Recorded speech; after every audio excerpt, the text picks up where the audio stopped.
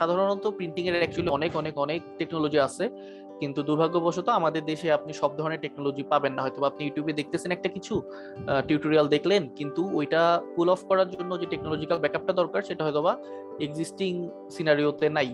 মানে ওইটা ওইটা করতে যে মেশিনটা লাগবে হয়তো ওই ধরনের প্রিন্ট বা ওই ধরনের ইমপ্রেশন আনতে, ওইটা হয়তো বা এখনকার প্রিন্টিং ইন্ডাস্ট্রিতে বাংলাদেশে অ্যাভেলেবল না, বা অ্যাভেলেবল হইলেও হয়তো বা একটা দুইটা জায়গায় অ্যাভেলেবল, যেটা খুব দাম পড়ে যাচ্ছে। তো এর জন্য যেটা করতে হয়, আমাদের যদি এক্সিস্টিং কি কি টেকনোলজি খুব অ্যাভেলেবল, যেটা আমরা খুব ইজিলি পাবো, যে কোনোখানে পাবো এবং আমরা অ্যাফোর্ডেবল রেঞ্জে রাখতে পারবো, তো সেগুলো জানা থাকলে ডিজাইন করার সময় তখন আমরা ব্যাক অফ দ্য হেডে ওই ধরনের চিন্তা ভাবনাগুলো করতে পারি। প্রথমেই যেই টেকনিকটা সেটার নাম হচ্ছে এমবোস।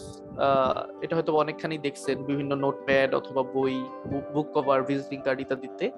এমবোসিং মানে হচ্ছে কোন একটা পার্টিকুলার শেপকে একটা নির্দিষ্ট ছাঁচ বরাবর কাগজটা নিচ থেকে ধাক্কা দিয়ে কিছুটা উপরে উঠায় রাখা হয় আর কি, যেটা হাত দিয়ে ধরলে ফিল করা যায়।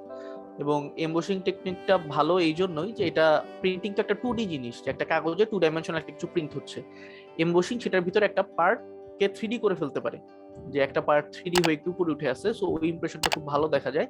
তবে খেয়াল রাখতে হবে এমবোসিংটার জন্য মানে অ্যাকচুয়াল প্রসেসটায় ম্যানুয়ালি যেই বরাবর শেপটা উপরে উঠে আসবে সেই বরাবর ম্যানুয়ালি একদম ছাঁচ বানাতে হয় মেটাল দিয়ে, ফর্মা বলে যাকে, এমবোসের ফর্মা তৈরি করে প্রেসে। তো ব্যাপারটা খেয়াল রাখতে হবে এই জন্য যে এক নম্বর হচ্ছে এটা খুব ম্যানুয়াল আর টাইম কনজিউমিং একটা প্রসেস। প্রিন্টিং এর মতন জাস্ট প্রিন্টের মেশিনে ঢুকাই দিলেই সেটা বের হয়ে আসবে এরকম না, একটু সময় লাগে 2-3 দিন। আর আরেকটা ব্যাপার যেটা হচ্ছে যে যেহেতু ফর্মা তৈরি করতে হবে, সো আপনি হয়তো বা আপনার ট্রায়াল এন্ড এরর ফেজে আপনি একটা ডকুমেন্ট পাঠাইলেন যে এটা একটু এমবোসিং করে দেখি কেমন লাগে।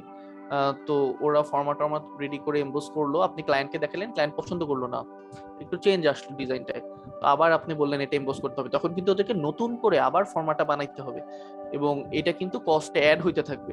সো এটা একটু খেয়াল রাখতে হবে যে আপনারা যখন এই টেকনিকগুলা অ্যাডাপ্ট করতে যাব আমাদের ডিজাইনে, তখন যেন এই মানে একদম ফাইনালাইজড ভার্সনটা যেন আমরা এভাবে করে আগাই আর কি। কারণ ট্রায়াল এন্ড এরর ফেজে যদি আমরা বারবার এই টেকনিকগুলো অ্যাপ্লাই করি তাহলে কিন্তু কস্টের দিকটা বাড়তে থাকবে অথবা টাইমের দিকটাও বাড়তে থাকবে, কারণ প্রত্যেকবার ওদেরকে ম্যানুয়ালি এই ব্যাপারটা করতে হবে।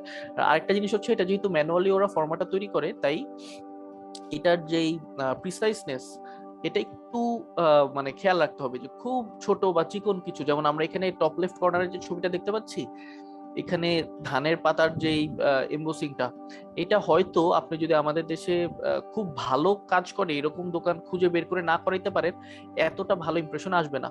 তার কারণ হচ্ছে এখানে খুব ছোট ছোট ছোট ছোট যে প্যাটার্ন গুলা, এটা মেশিন দিয়ে ফর্মা তৈরি করতে হয়, যেটা আমাদের দেশের ম্যাক্সিমাম জায়গায় করে না।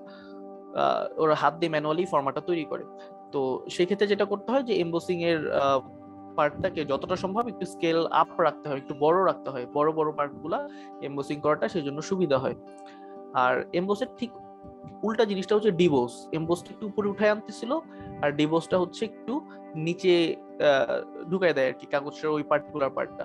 একই ধরনের ইমপ্রেশন আসে, আপনি হাত দিয়ে এটাও ফিল করতে পারবেন এবং মেথডটাও সেম।